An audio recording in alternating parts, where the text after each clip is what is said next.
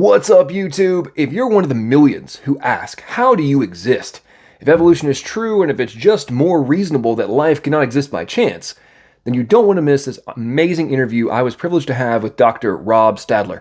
We dive into his incredible book, The Scientific Approach to Evolution, What They Didn't Teach You in Biology, which absolutely destroys some of the most fundamental talking points spewed by the supposed experts. Now don't click away, make sure to like this video and subscribe to the channel, and most importantly, keep your mind open as you search for what is the most logical, plausible, and probable reason for your existence.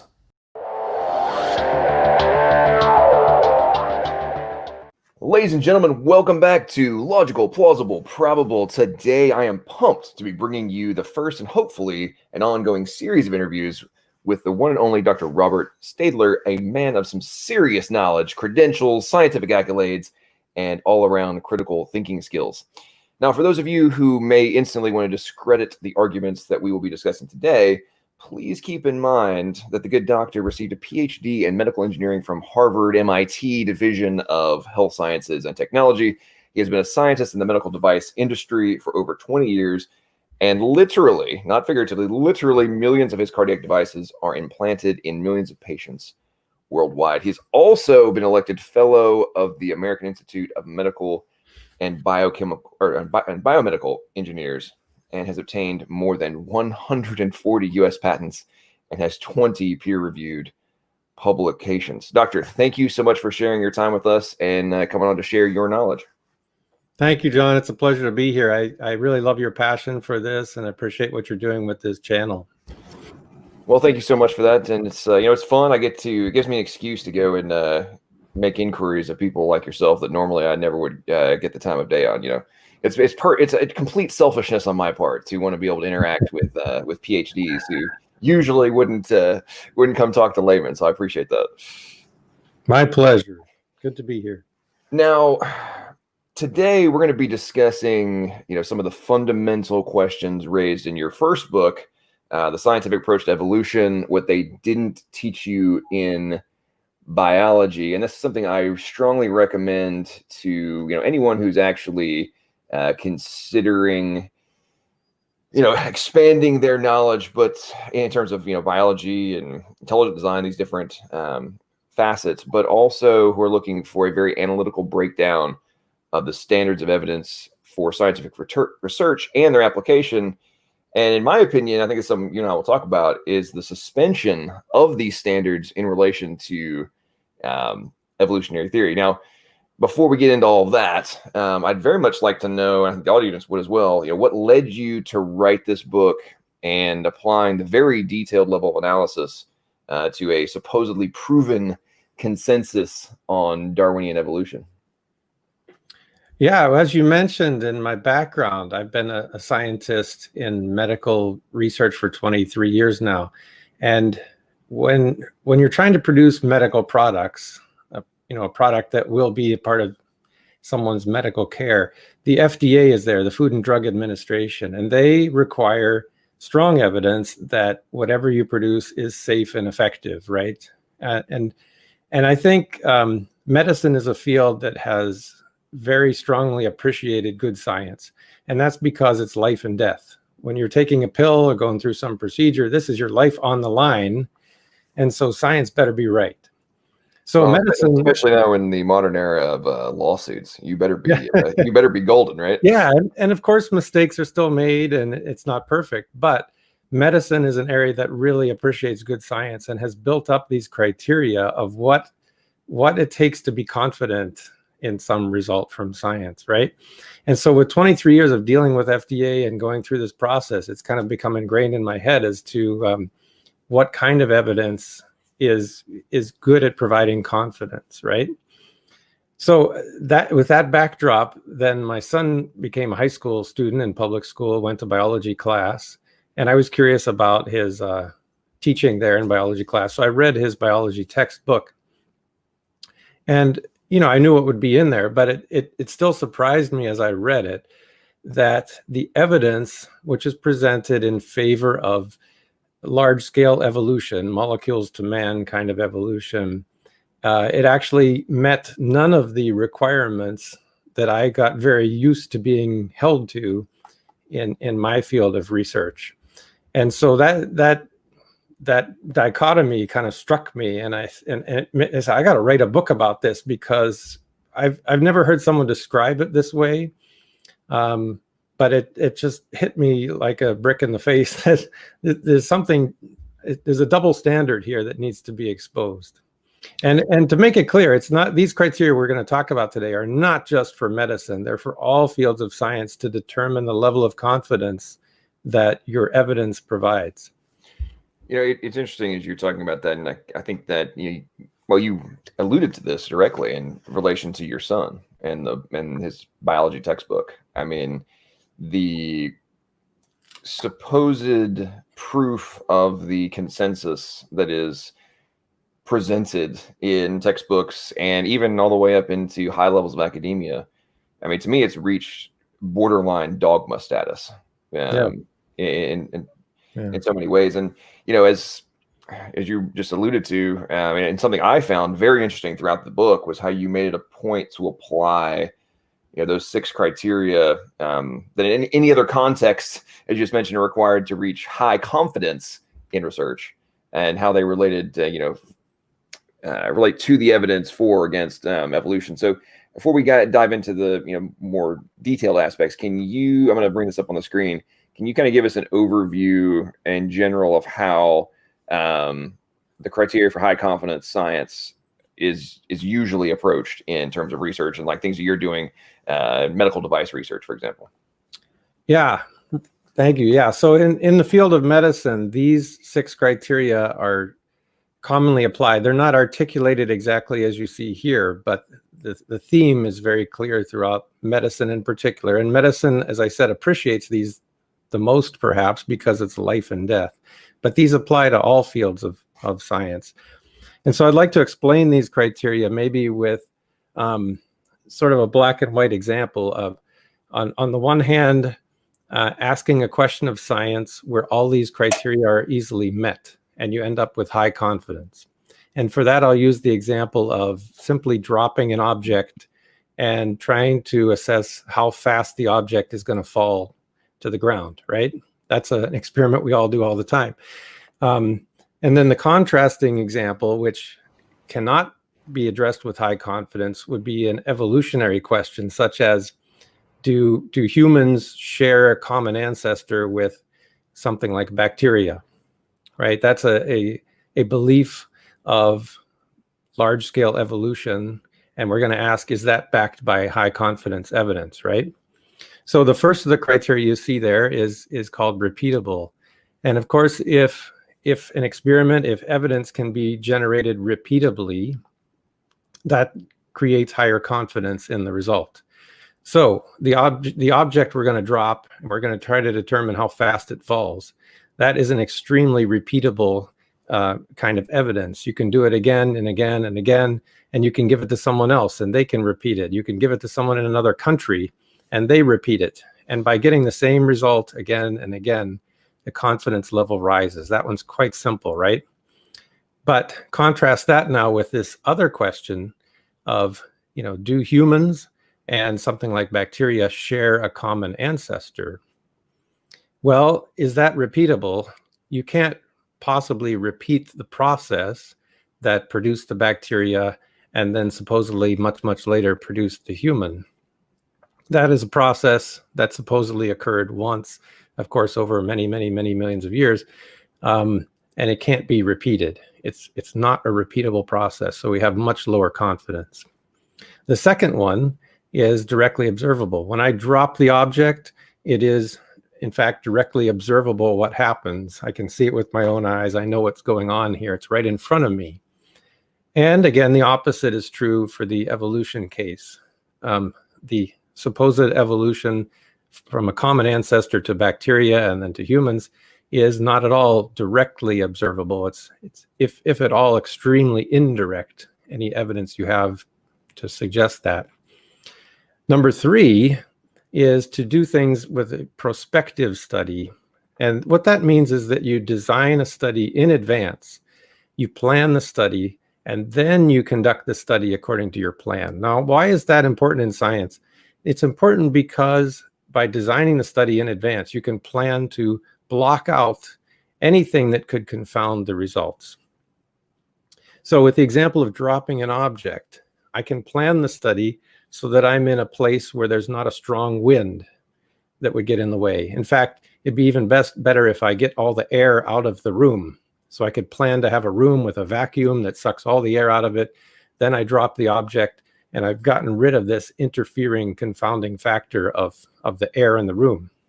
So I can do a much better job at getting to the truth. When we're talking about the supposed evolution from molecules to man, that is certainly nothing that you can study prospectively, at least on the scale of that scale of evolution. Number 4 is to try to avoid bias. Now, we all have bias. All of us do, all the time. And you have to actively try to block bias out of your study, out of your experiment. When it comes to something simple like dropping an object and seeing how fast it falls, I would say there's hardly any basis for bias there. It's not like I'm going to win $1 million if I get a certain answer, or I'll have a much better career, or, we're all kind of indifferent to that result. On the other side, when you look at evolution, there is a very strong bias in all of us, depending upon your worldview. If you're more of a naturalism or atheistic worldview, you're very biased to say there must be a natural reason for all of life. And the opposite is true, of course, if you have a faith, a Christian or a Muslim or whatever theistic view, you also have that as your bias. But that bias, in the case of evolution, it can sometimes be, quite strong and can kind of overwhelm the weak evidence that you can actually accumulate.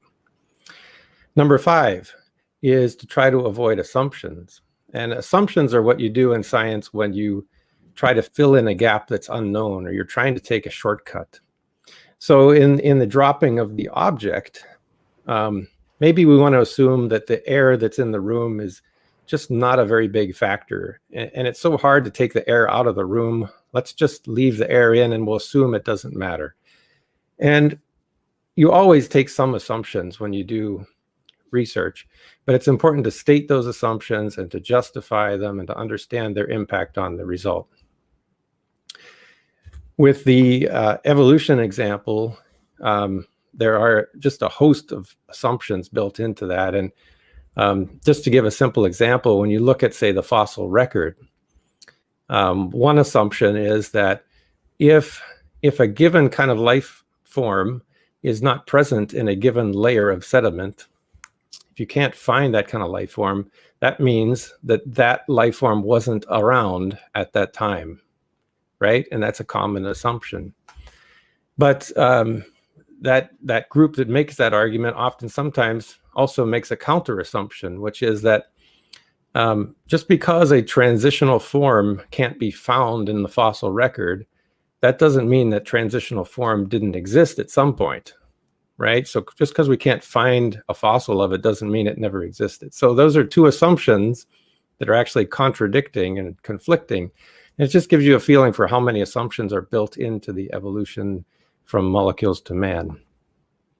And then finally is number 6, which is what I call a sober judgment of the results. This is how you kind of package up what you've learned and what you've found. And you present it in a way that doesn't embellish the result, and it doesn't state the result beyond the experimental conditions. So, for example, when you drop the object and I learn how fast it falls, it would be wrong for me then to assume, how that object will behave if I were standing on the moon or on Mars or on the top of Mount Everest. I'm going to present the results given the conditions that I studied it under, and my results apply to those conditions. That's a sober judgment of my results. Whereas on the evolution side, a sober judgment of results should put into perspective what confidence you actually have in the data you have, which is really quite weak. And you can't extrapolate, you can't embellish and build a story of it. That's not a sober judgment of results. So we see a black and white example here between those two cases. So it's kind of like in so many of the, high level academic papers I've read on a variety of topics, but in the discussion portion, there's a whole the first, I joke about this, but I say the first 9 pages they don't mention evolution one time in relation to whatever it is they've discovered and have been analyzing, and then in the conclusion and discussion, it's, oh well, it must have evolved over X, timeline. And it's like, I think it kind of dovetails with everything you just talked about. Of like, wait a minute, how did you come to that conclusion? And then the storyline that you were referring to suddenly become very very creative. You're very creative, and you've probably noticed then that the news media picks up on that, and they kind of amplify and embellish those results, and it just kind of grows and grows into something that's well beyond the original scope of what was studied.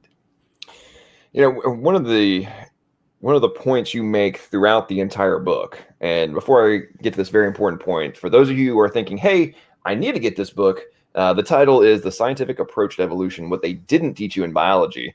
And I've got a link down in the description, so go get it. It's well worth the time to read it, and will definitely give you a very new perspective. But the point I really want to hammer home to the audience as we get ready to transition into specifics is how the standards you've outlined are applied by the FDA for any of your medical research. So you kind of mentioned that earlier, but is that only applied to medical research, or is this logic and these standards, are they in place for pretty much any other field of science? But as we've been discussing, are being tossed out the window in relation to evolution. Did I misinterpret that, or is that? No, you're right on it. They apply to all fields of science all the time, and they give you a perspective of the level of confidence. Now, some fields of study just fundamentally can't reach all of those particular 6 criteria, and they're not meant to be black and white. They're kind of a spectrum of colors, right? But let's consider the example of, I want to study black holes in space, right? I can't, ideally, to do those 6 criteria, I would bring a black hole into the laboratory, design experiments, poke it, prod it, and learn from what is a black hole, right? That would give me great confidence. I could do it repeatably and so forth. But of course, that's not practical. It can't be done. And you can't even see a black hole. A black hole is kind of the absence of electromagnetic radiation. So we learn from black holes in a very indirect kind of way, and that gives us lower confidence, and that's the best we can do. But because that's the best we can do, that doesn't give you the right or the license to slam your fist and say, I have high confidence in this.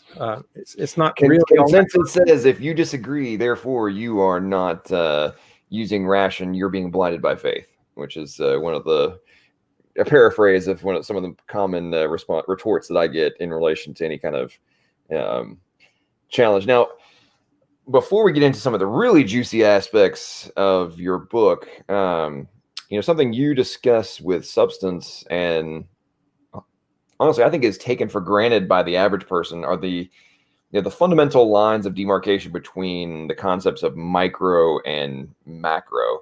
Could you give us a kind of quick explanation of the differences, and perhaps address the common argument from evolutionary biologists that people who reject Darwinism overall just refuse to accept any possibility of modifications between generations, for example.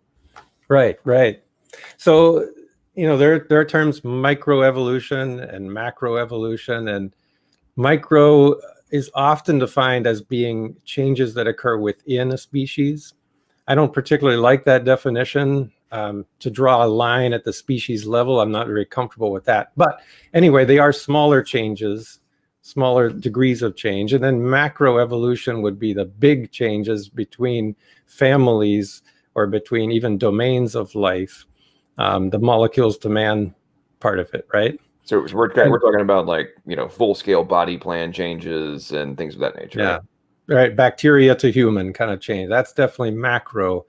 Now, of course, the dividing line is hard to define, and it's not so clear. If you look at Michael Behe's work over the years, if you take the taxonomic scale, or you take the taxonomic levels of species, genus, family, blah blah blah, all the way up to domain, it'd be nice if you could cut a line there somewhere and say this is where it cuts off. Well, Mike Behe's doing a great job of basically coming to a cutoff point, which is somewhere around the family, the taxa family, is where evolution seems to run into a brick wall and can't go beyond that. Now, unfortunately, this micro and macro, often there's a kind of bait and switch that goes on there, because the micro changes can be shown with high confidence. You can see them repeatedly. You can directly observe them. They're right in front of you, and they're very hard to refute. Who wants to refute that, because it's so obviously true? But it's used as kind of a bait and switch, that because the micro can be seen, that must mean the macro is true. But that's a gross, well, it's an exaggeration, but it's an extrapolation. Extrapolation makes me very uncomfortable as a scientist. And to extrapolate from the micro to the macro it's just not something that I can swallow, but it's often handed to us as a dish in media and papers all the time. Well, and I completely agree with what you just said. I mean, one of the things I find very interesting is the, as you said, how overblown the minor adaptations are in microevolution in relation to the requirements, and in the context of modern genetics and biology, known requirements that would have to take place in order for this macro change to occur. Yet that the gigantic chasm between the two is completely glossed over and ignored, or congratulations, you guys came up with an algorithm that these are all the changes that would have had to have happened, and then just assuming that they did. And there's nowhere else in science where that kind of extrapolation is acceptable. It's just I've only find that happening in evolution, where you could take, for example, everybody talks about the species of dogs and how dogs have diverged through human intervention, but look at all these different types of dogs. And then they use that and extrapolate that to, well, that's how bacteria evolved into mankind. And that it's a ridiculous extrapolation, a millionfold, that you'd never find that in science. Well, let's talk about one of, quite honestly, one of the most touted examples of evolution that is used, which, in my opinion, with just ridiculous amounts of confidence by the atheist / evolutionary biologist crowd, and that is the Lenski E. coli experiment. Supposedly, selective pressure has shown the formation of brand new functions. Therefore, evolution is proven, and anyone who still has questions is just living in a full-scale state of denial. Now, don't give away everything you discussed in the book, but can you give the audience a kind of an overview of this experiment and what was actually quantified? Did they look more? Were the end results more in relation to micro or macro evolution? Yeah, great question. So this question addresses the field we call experimental evolution, which actually can meet all 6 of these criteria of high confidence science. And that's because it is a prospectively designed study that you plan out in your lab, and you conduct the study experimentally trying to produce evolution in the lab. And so Richard Lenski is a really kind of amazing scientist, because he spent 30 years of his life on one experiment so far, where he's taken E. coli, a bacteria. And the reason why you pick E. coli is because it's cheap, but it reproduces very rapidly. You can get 8 generations in a single day.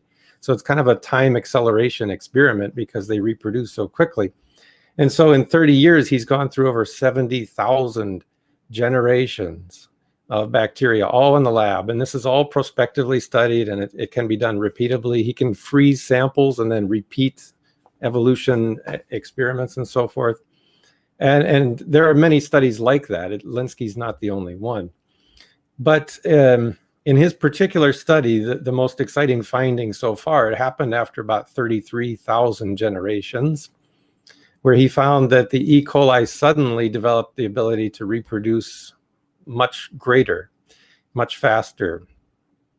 And Richard Dawkins, I'm sure all of your viewers are somewhat familiar with Richard Dawkins, but he made a big deal of that. He made a big deal of that there's a massive evolution that occurred there. And he claimed that it was a beautiful demonstration of evolution in action, with new information entering genomes and new combinations of genes that made this possible. But that was before they actually had published the papers on what exactly had happened by looking at the genome of these bacteria.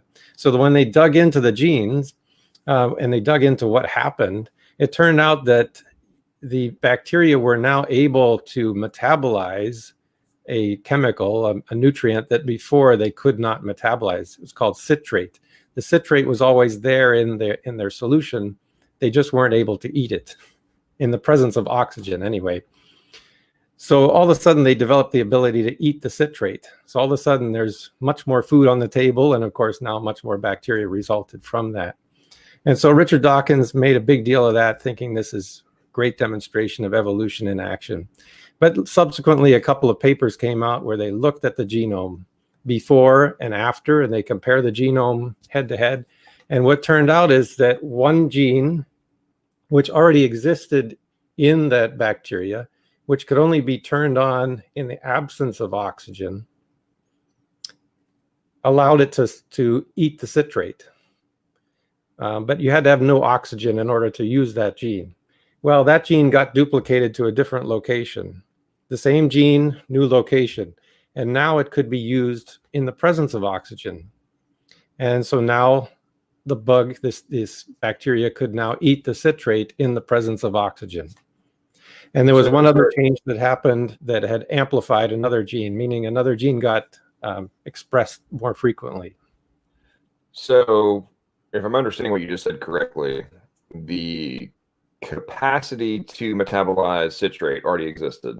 Exactly. However, the on-off switch was set to off. Right. Because the gene is preceded by a promoter, and that's the on-off switch. Yep. Right. So and then it's duplicated without the promoter, the on-off switch. So it's now defaulting to on. And now the limiter, which in this context was oxygen, no longer applies. Therefore, a pre-existing capacity is now being executed. Is that right? Okay. Right. So no new information, no new genes. It's kind of just a rehash of what you've already had, just a little scrambled, a little changed. And that was the big evolution explosion that was seen in Lenski's experiment.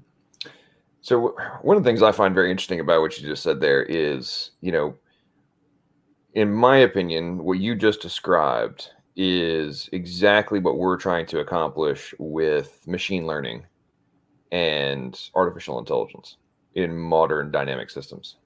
We're trying to say, okay, we've got an existing function. Can we make it possible for the system to modify this pre-existing function on the fly based on new variables without having to go back and rewrite the code, for example, from scratch, right? Or come up with an entirely new function to account for this.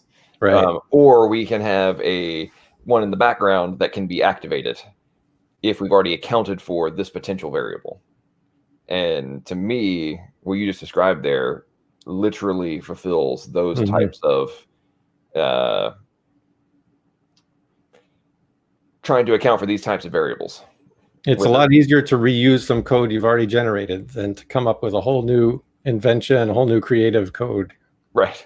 Right. I find that very, very intriguing. The more we learn about these sorts of things, to me anyway, the more it seems that we're just discovering some of the most ridiculously amazing artificial intelligence, if you will, that's ever existed, and vastly superior to what we're coming up with right now. And yet we're supposed to conclude that this happened through undirected process. And to me, it blows my mind sometimes. But no, as a PhD, you've challenged the status quo. So I can only imagine the pushback you've received on this next question I have for you. But I think this is something that the average person really they need to become aware of, and that is that the rapidly growing evidence that our genome isn't quite as similar to chimps as we've been told. And you make this an entire section of the book, and to me, it's amazing. What we're told about the chimp human comparison. It's 100% proven beyond all doubt fact. but it actually doesn't come close to meeting the criteria of high confidence. Can you kind of expound on that, maybe starting with how and what is actually being compared? Yeah, that's a lengthy question to answer. It's funny, I think, if you talk to anyone on the street and just ask them what's the similarity between human and chimp DNA, they'll immediately spit out 99% or 98%, and it's so embedded in our minds because I guess the media has pressed that upon us time and again. And there is so many, there are a lot of errors, I think, that came into coming up with that number, and now it's embedded in society and very hard to pry us free from it. That number came from only comparing the parts of the DNA that encode for proteins, which is about 1.5% of DNA straight encodes for proteins. And then among those that encode for proteins, they only looked at genes where you could find the same gene in a human and the chimp, take those select genes that are basically the same, and then compare the sequence within those genes. And that's where they got this 98.5%. But there are a couple other errors there as well. The chimp genome, actually, when they produced the genome of the chimp, this early version anyway, they used the human genome as a scaffold. To sequence the genome, they break up the DNA into lots of tiny little pieces, and they have to glue the pieces back together. And they took the human genome as a kind of scaffold to help you put the pieces back together again. And that inherently puts a little bit of bias in there. And there's even a fair amount of evidence that there was contamination of human DNA getting into this study, getting into the chimp DNA. So there's a lot of questionable parts of that. Now, they're making better chimp genomes over time. The most recent one is called Pantro6. It's the latest chimp genome.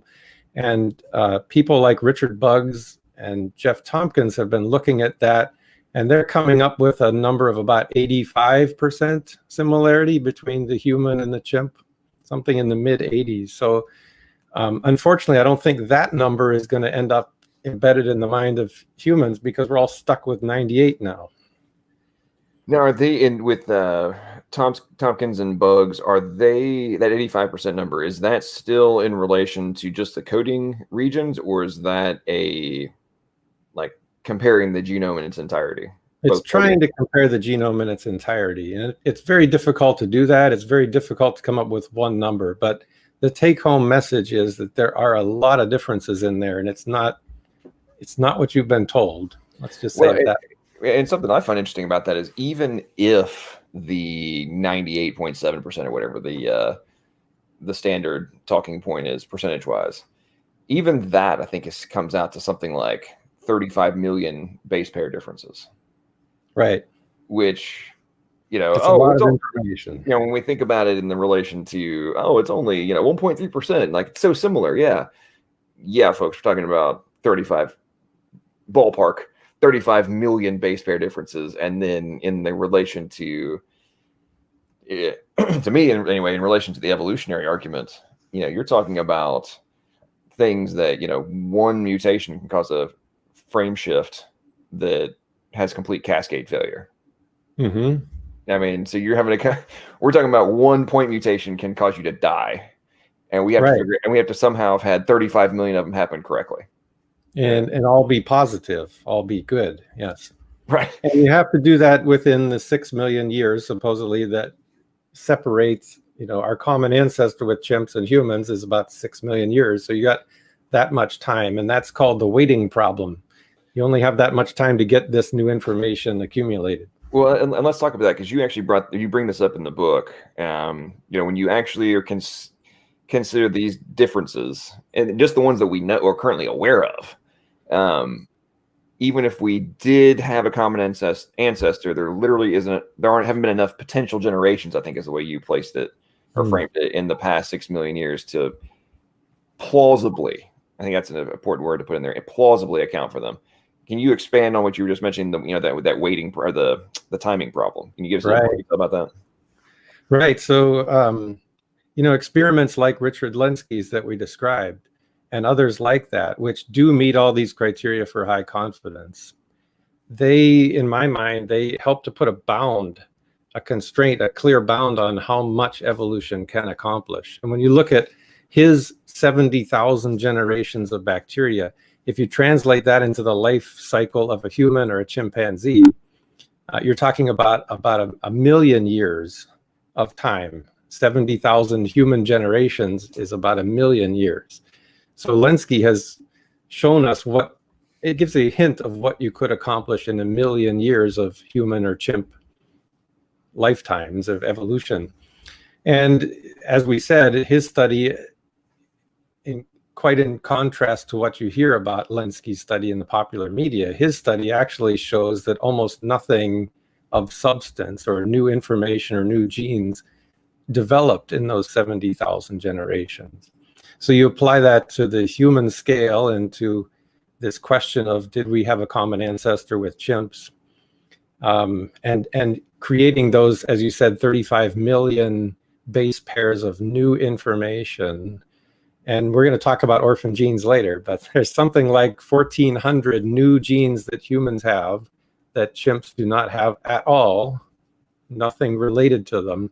Where are those going to come from when studies like Lenski tell us that in a million years, none of that has developed? So how are you going to get all of that in about 6 million years? That's the waiting problem, as it's called. So, yeah, the point you're making is something that, it really strikes me, because it seems that most scientists are just accepting that, well, the math doesn't line up, but somehow, and also the math doesn't line up from a evidentiary perspective, as you were mentioning in relation to like the Lenski experiment.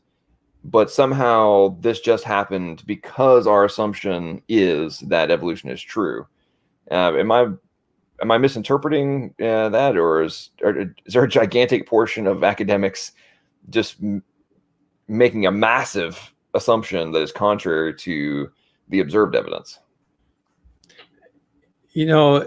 To me, the strongest evidence, the strongest backing for evolution is the fact that it is a naturalistic explanation. It is the only naturalistic explanation. And for those who want to define science as a field that can only speak to naturalistic explanations, they've constrained science to sort of block out anything that isn't naturalistic. That leaves evolution as the only option, the only hypothesis. And that is really why it is so well supported, because it is the only alternative. It's not because the evidence is crying out, this is the right answer. It's because it really is the only naturalistic explanation. Interesting. Okay, so that leads me to another question. I think it's going to expand on this problem in a very specific and quantifiable way, and that is that not only are there differences, but we're seeing a large percentage of the coding genes being, completely unique to individual species. I think you were mentioning that with, orphan genes. Can you explain, the top level of this problem and how? And correct me if I'm wrong on this, but I think that the more research we're doing, the bigger this problem is becoming for evolutionary theory. Right. So, for evolution to be true, you have common ancestry.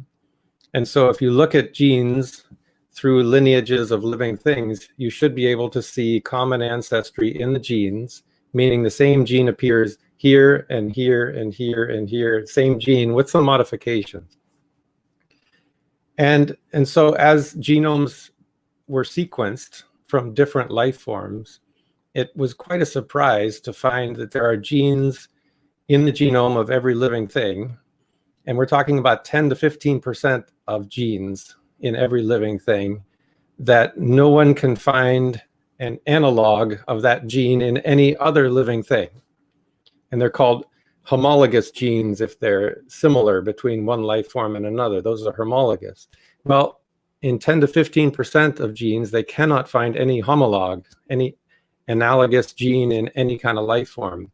And so that concerned people at first, but they figured, the more we sequence genes from different kinds of life forms, we'll find traces of where this gene came from. It's got to have a family lineage to it. And the more they do gene sequencing from all kinds of life forms, the more trouble this is growing into. So as you said, they're finding more and more orphan genes, so-called orphan genes, meaning they have no family lineage. They just pop into existence. And in fact, if you take a pool of all the genes of all of life, there are some that are conserved that are pretty similar, even from bacteria to human. They're similar looking genes. Those are a small minority of this massive pool of all the genes of life. And the orphan genes, which is 10 to 15% of all of genes in an individual life form. But when you pull them together, and it's 10 to 15% of humans, of chimps, of cats, dogs, 10 to 15%, the common genes that are shared become a very small part of it. And the orphan genes become the majority of this gene pool. And there really isn't a decent explanation of where they come from. They seem to just pop into existence. And I found it particularly interesting that Jerry Coyne, who you may know, is a very strong proponent of evolution, large-scale evolution. And he wrote in his book, Why Evolution is True.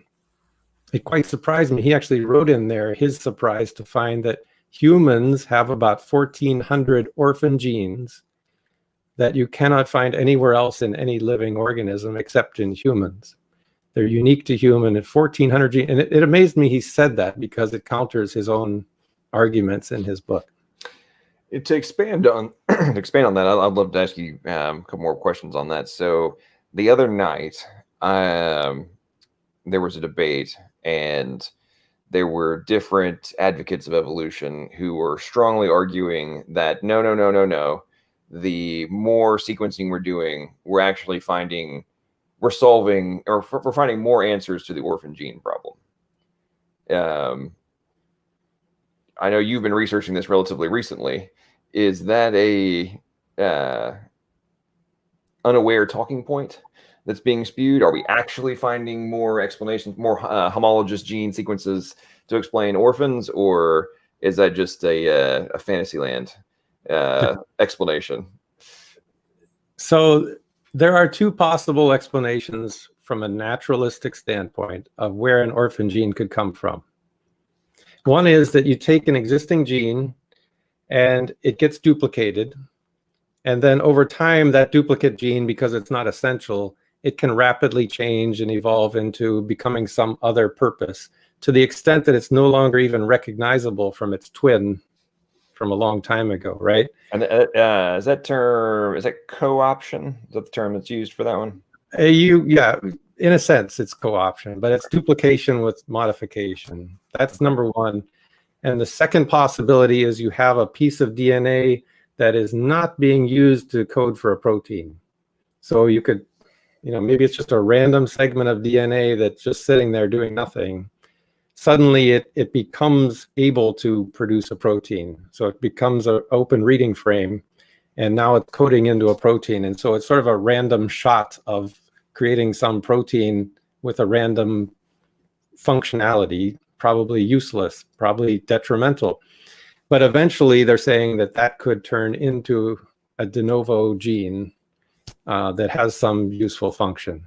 Now, is what you're describing there, these hypothetical explanations, are they, in terms of the criteria, are they observable explanations, or are they hypotheses? Well, it's some combination of those. You can observe new reading frames happening, and there are examples that they will show in the literature where they can see something like that happening. Whether it's as clean of a story as they make it out to be, I don't know about that. But probabilistically, you can just look at what's the chance of taking a random segment of DNA, say, oh, let's build a protein out of that. Well, it's extremely likely it'll be detrimental to the cell, right? Or it could just get in the way, but it's extremely, like 1 with 70 zeros behind it, probability that, the inverse of that, of chance that it would be useful to the organism. It's most likely going to be detrimental. Right. And okay, so part of the reason I'm asking this question, where my mind is kind of going, is okay, it was duplicated and then modified to something that we now don't know isn't homologous to the gene it was supposedly duplicated from.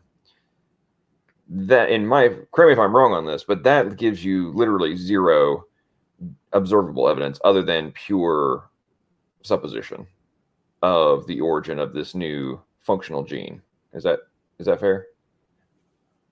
Yeah, it's the evidence that they try to build a story is from what's called Syntony in genes. So you'll see in one organism, you'll see gene A, then gene B, then gene C, then this area, another area, and then a gene D.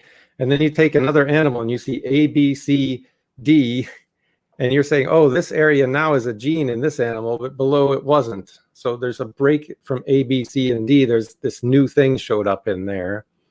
So that gives them a hint of evidence that maybe something developed. But that story that they tell has as its foundation the assumptions of large-scale evolution, right? It's a house of cards built on those assumptions that evolution is a fact already, right? And then they can build a story based on that. Now, and the reason I'm asking these clarifying questions is that is not a repeatable and observable conclusion. What you mentioned before in terms of, hey, we have seen new open reading frames happen, and then adaptation of something we thought was non-functional into something functional. Mm-hmm. But that is not following, correct me if I'm wrong on this, but what we're observing in that context is more of a almost real-time adaptation versus a long drawn-out process. Is that fair? Well, what I described was something comparing existing genomes from today and kind of inferring the past because of evolutionary inference or assumption.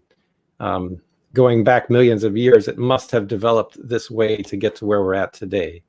So there is a lot of historical story added to it, I would say.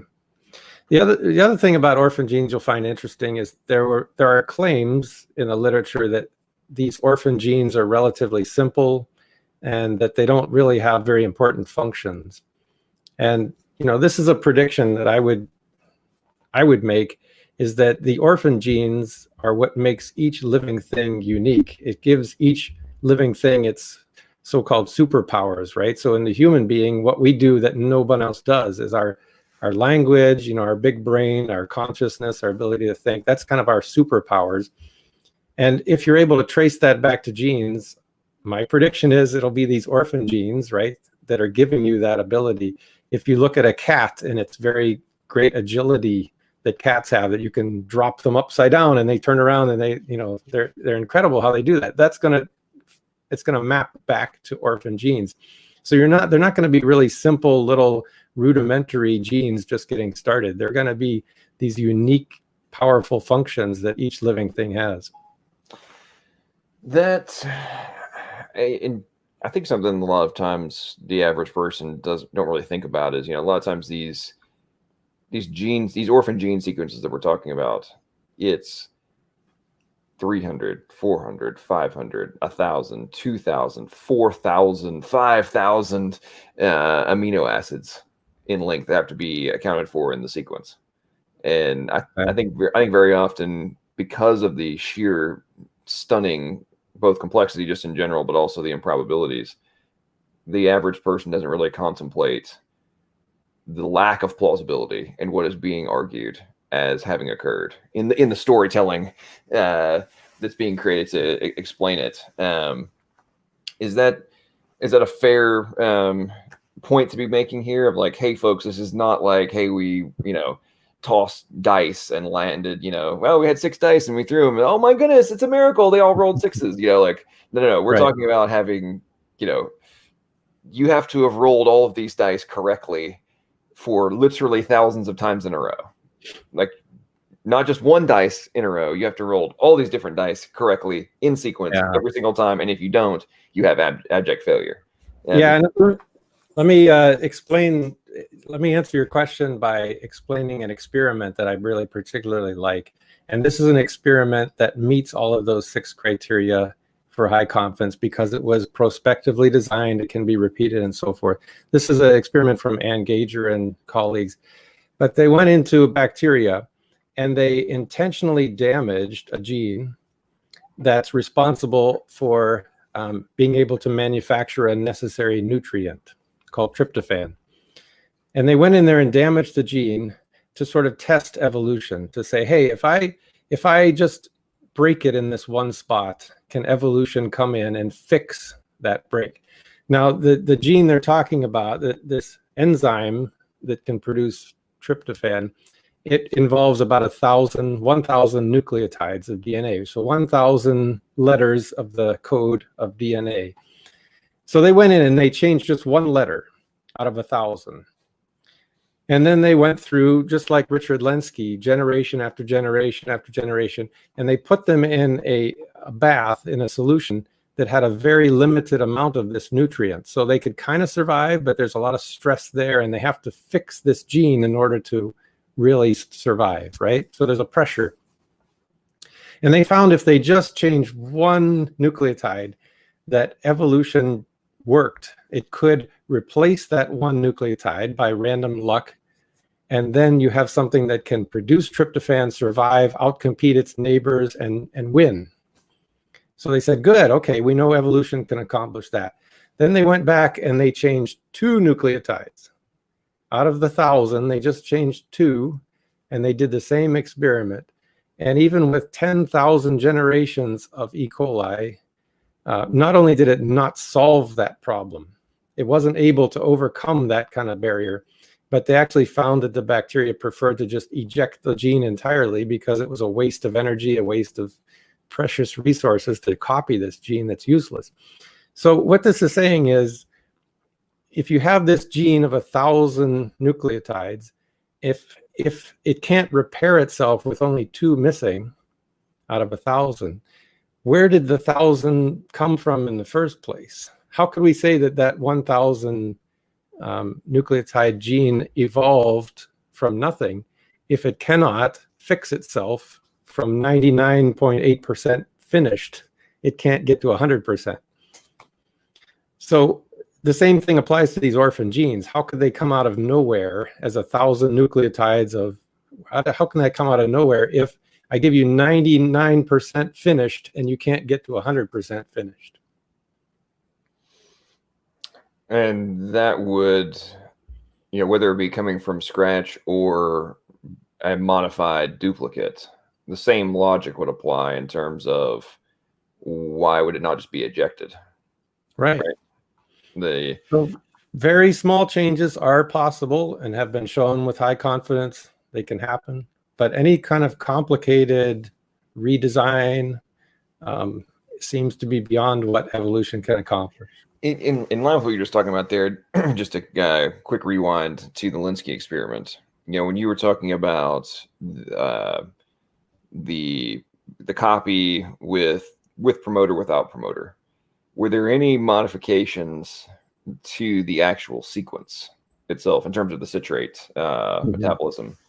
Do they know any significant modifications to the sequence itself, or just to the regulator portion? What mattered was the changes to the regulator portion. When you produce 1 trillion organisms through this experiment, there are going to be random hits of errors and changes popping up like popcorn. But those are often neutral, insignificant. They don't matter. But here, the case of what mattered is all in the promoter, is where the so-called improvement came from. Yeah, it's interesting to me how so many of the fundamental requirements that we're discussing right now, they get glossed over in the arguments related to whether or not evolution is the reasonable explanation for our very existence. Which to me, it seems, if we're going to talk about how do we exist, that you might want to look at some of those things as an important variables to be accounting for. But to kind of expand on this topic, you're a medical research engineer. You're diving into how things work and figuring out ways to fix them, and new ways to create function or to adapt function. And the more I learn about adaptations in microevolution, the more it seems these supposed proofs that we've been talking about, they're either activation or modification to a pre-existing function. And as you've talked about in the orphan genes, not formation of completely new from scratch novel features. To me, that just seems to be stretching plausibility to the nth degree. As a researcher yourself, do you see that same lack of plausibility and it's all imagination, or are we actually finding things that would explain some of the stuff that you and I have just been talking about for this last 15 minutes? Well, I agree with everything you're saying. I think going back to what I said, that evolution is the only naturalistic explanation, that's why people hold on to it. And that's why it's what we hear so much about. We hear only positive results about it. We haven't discussed yet another aspect, which is very well. All right, folks, we had a little technical issue there.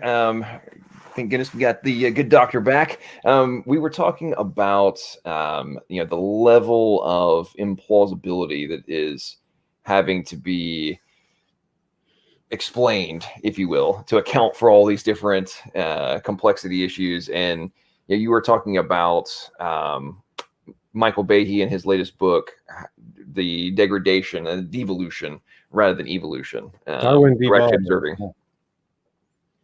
Yeah, Darwin devolved. So it's in that book, and through many of his books, he speaks to the fact that most evolutionary changes are accomplished through actually degrading function rather than adding function.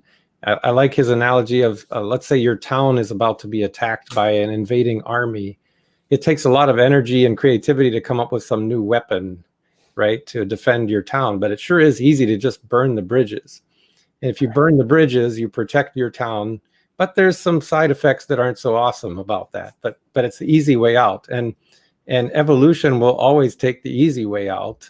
It's so easy to burn a bridge, to actually break an enzyme or something to stop an invading army. And he's got great examples of things like chloroquine to get rid of malaria. And malaria breaks an enzyme in order to survive an attack from the antibiotic chloroquine. And so many examples like that are prevalent. So that's something we hadn't talked about before, but evolution is most often degrading rather than building up.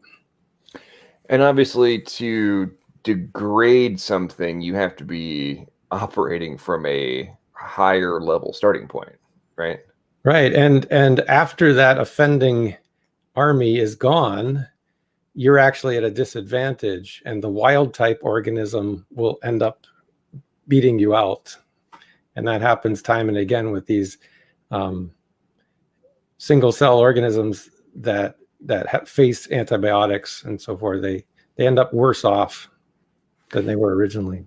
I'm trying to remember where I came across this, but I'm drawing a blank on the exact source of this. But I had come across something where they were showing that bacteria, as an example, actually have the ability to raise and lower the fidelity of their replication. Mm-hmm. And basically in new disadvantage or non-advantageous environments where they're actively needing a solution to survive, it seems that they magically have a lower fidelity rate than when they're in a stable environment. And I found that. Have you come across anything like that? I thought that was a very fascinating concept. Like, wait a minute. So they actually have a variable that enables them to have a greater probability of finding the correct solution. That's cool. Right. And that's another aspect of this whole thing, is that a lot of changes to DNA are actually directed in response to a stimulus. So it's not so much of a random, there's completely random processes, and then there's a spectrum of how much it was directed to be changed. So there are certainly many cases where some kind of a stimulus comes in, and the organism is designed to respond to that stimulus by changing the DNA in some way that's advantageous. It's like it's built in, it's designed or engineered into the system to be able to live or overcome that kind of stimulus.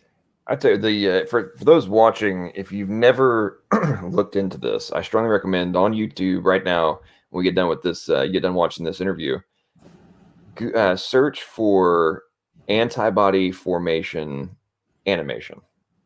I remember the first time I actually watched a breakdown of like the actual process for antibody formations. And I'm like, wait a minute, this protein has fixed, stable structure regions, and then there's a variable component that can be modified in real time, basically on the fly, until they find, the immune system finds the appropriate one shape to bind with the current antigen. Like, what? I mean, fulfill a very specific purpose. Yeah. Right. I mean, when I came across that and really looked and saw the visually, like the process that was being executed, one, I was just blown away. Like, wow, that's amazing. But then when the point you were making about the engineering of like, this is like, I don't understand how you cannot come to I don't understand why the rational conclusion would not be, wow, this is a pre-programmed antivirus system that is that we wish we could create to protect ourselves from in computers, for example, of like, hey, wait, that's exactly what we're trying to do with human intelligence, right? And I don't think there's anybody on this planet who would ever conclude that McAfee antivirus software would ever have existed without John McAfee originally having created the original version, and then obviously from there other highly intelligent folks have expanded it. And great analogy. And obviously, since you do research in finding solutions to health issues, I'm assuming you probably run into all sorts of things on a pretty regular basis that are fascinating examples. Other than what I'm talking about in the immune system, is it fair to say that you find all sorts of stuff like that over your 23 years of research? And that's what I enjoy so much about studying physiology. Just every time you peel back the layers of complexity of life, you find some amazing engineering. Like, it's just you take any piece of life, look at ATP synthase, just look at that thing, look up YouTube examples of videos or animations of it, and you just marvel at that thing and what it can accomplish with. I did I had a live stream a couple weeks ago where let's just say I was rather irritated with some different opponents, shall we say, talking about how all these things were just nothing but chemical reactions. And I'm like, okay, fine, let's go observe what are nothing but chemical reactions. And I agree with you. I think it was I think Harvard did a very interesting in detailed animation of ATP synthase. And to me, when you really look at the different mechanical components that are required for that process to exist, to conclude that all of those interdependent parts somehow just magically pops together. I mean, to me, that's taking the 6 criteria of high confidence and basically tossing it out the window. And almost everyone would agree that ATP synthase had to be present in the very first life. Well, folks, we had a little bit of a technical issue. First, it was Dr. Stadler's fault. Then it was totally my fault. But now we have managed to come back. As we're wrapping up our great conversation today, we've covered a plethora of amazing topics. And, as we come to an end for the day, I'd really like it if you could, can you share with the audience, what are some of the top 2-3 things that, if people don't and go look beyond any of, just these factors, what are the things you would recommend folks go and, look beyond the surface, and, it may, if they do, it potentially will shatter their confidence in evolutionary theory as an explanation for their existence. Well, we mentioned some of them already with the orphan genes and with these studies of experimental evolution like Richard Lenski did. And when you dig into those and find the gaps that exist between organisms, and then what evolution actually can accomplish when these 6 criteria are applied, and you have experimental evolution, you can see what evolution is capable of accomplishing and how constrained it is versus the gaps that exist between living forms. I think that's very telling. And then a third piece of it is, it's related to that. But if you look at like the gaps between eukaryotes, which is one domain of life, and prokaryotes, another domain of life, the evolution story will tell you that the prokaryotes evolved into the eukaryotes. But if you actually look into it and you look at their DNA reproduction methods and the translation of the DNA and transcription, you'll find fundamentally different machinery that's not like an improvement on the old theme, but it's a completely different process that cannot be related. These are unbridgeable gaps. And so that story of one evolving into the other one is quite a challenge. And digging into that is what changed the thinking of my co-author on my next book. Her name is Changed Tan. She's a professor of biology in Missouri.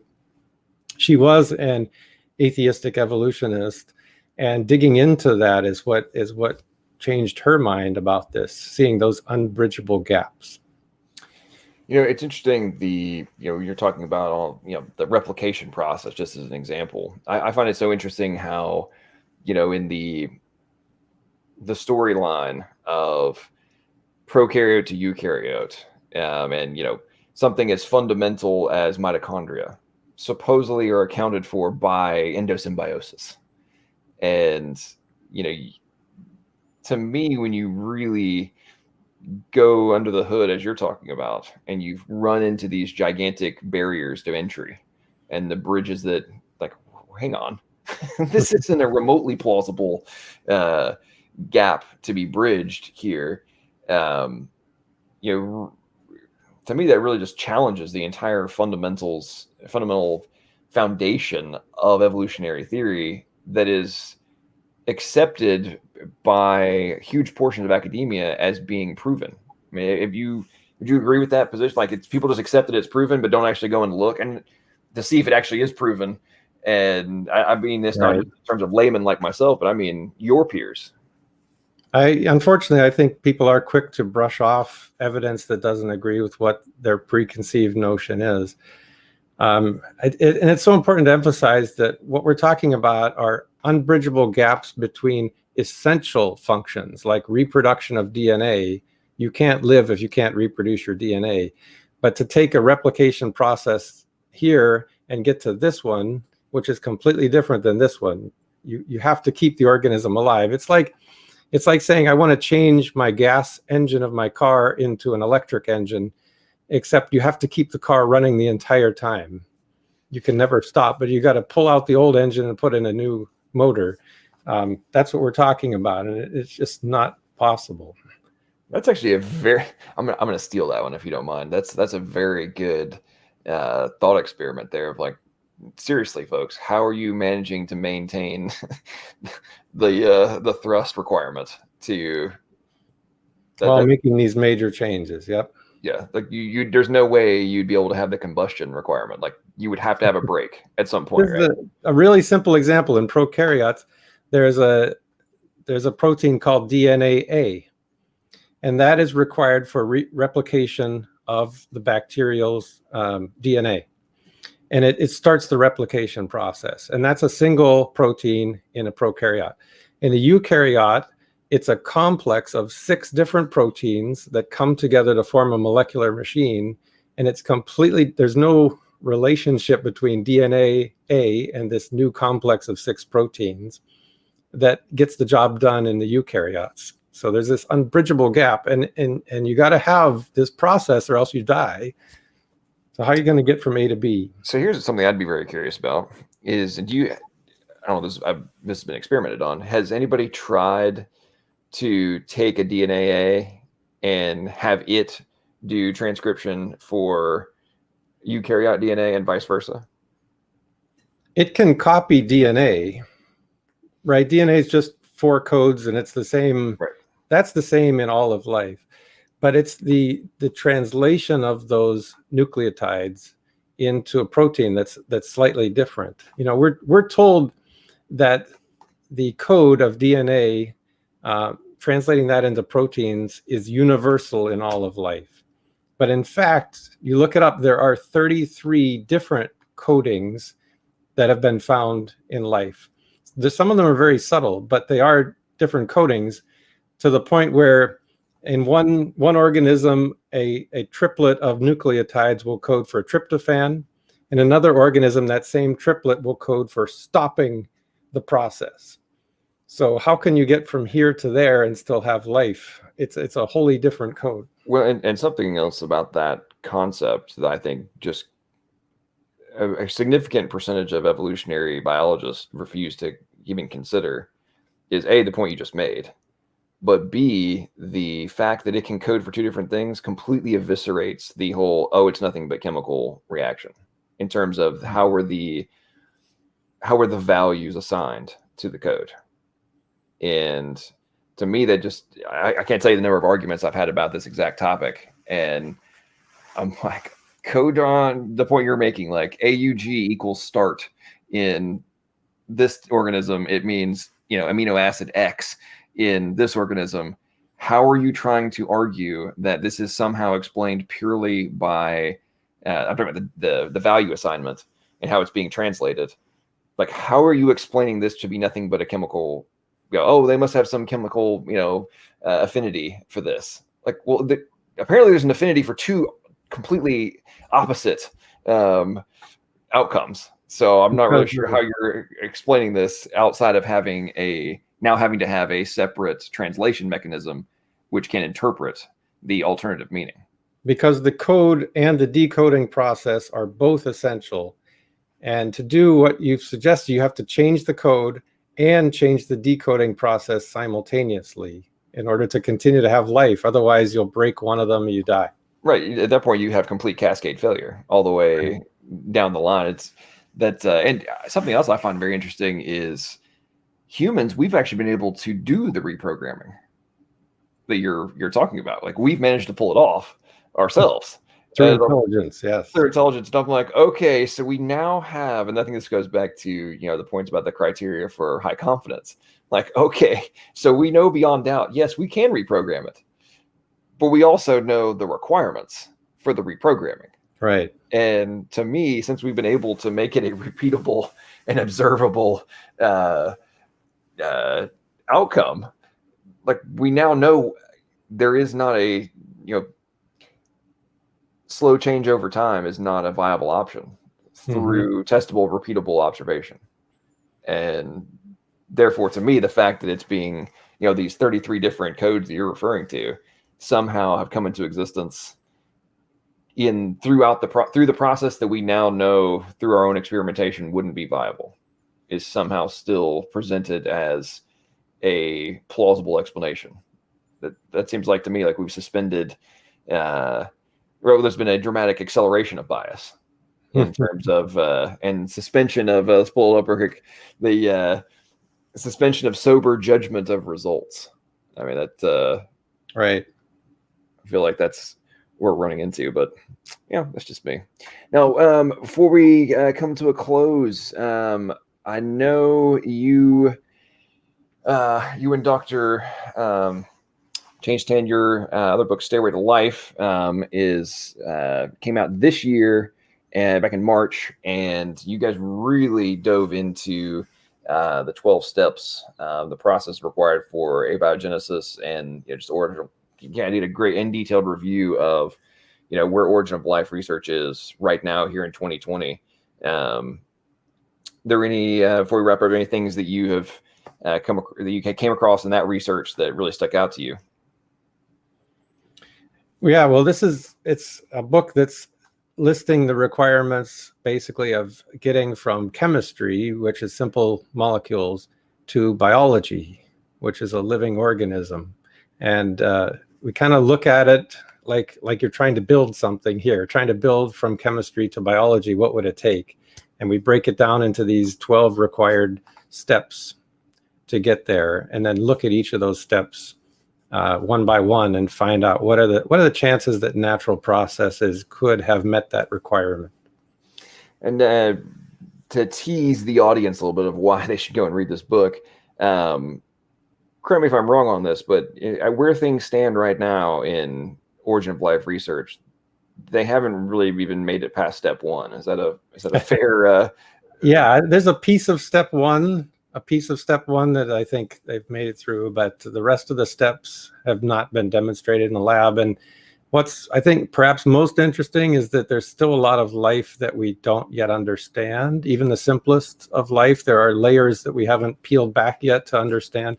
And as we understand further what it takes to make even the simplest of life, additional steps will be added.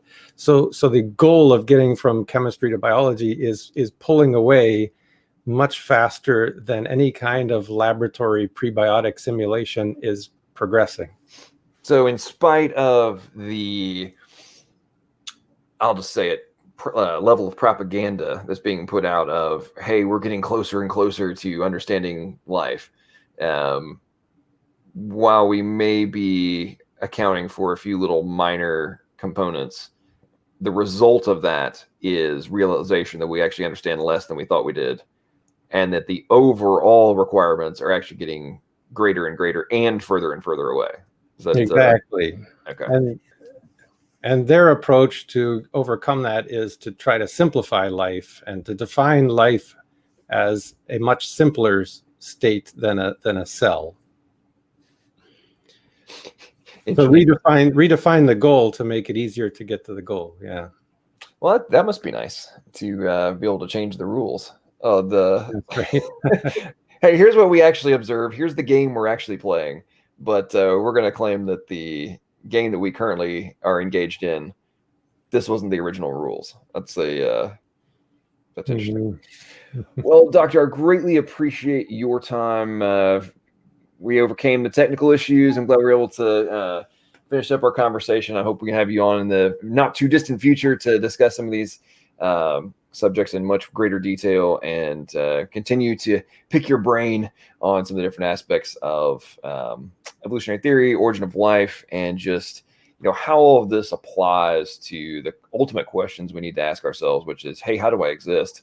And as I love to say, what is the most logical, plausible, and probable explanation for our very existence? And what are the requirements for it? Is it undirected process, intelligent agency? And if it's intelligent agency, from there, obviously you can extrapolate out, what does this mean from a philosophical perspective? I think these are things that, in modern society, we get so busy with our day-to-day lives, we kind of forget, hey, maybe I should actually ask these questions for myself and not just accept the dogma that is being presented as undisputed fact. And if you dare to challenge it, somehow you are not actually a rational individual. Just be open to follow the evidence wherever it leads, and this is where it'll take you. Awesome. Well, folks, Dr. Rob Stadler, thank you so much for your time. Make sure you go check out the description. I got links to both of his books. The one we discussed today, The Scientific Approach to Evolution, What They Didn't Teach You in Biology. Awesome book. Strongly recommend it. Go check it out. And then once you kind of whet your appetite, I'd recommend going and getting the Stairway to Life, because you better be prepared mentally and philosophically for the challenge that will present to your very existence. Doctor, thank you so much for your time. Appreciate it so much, and hope we can have you come on again soon. Thank you, John. My pleasure. Looking forward to it.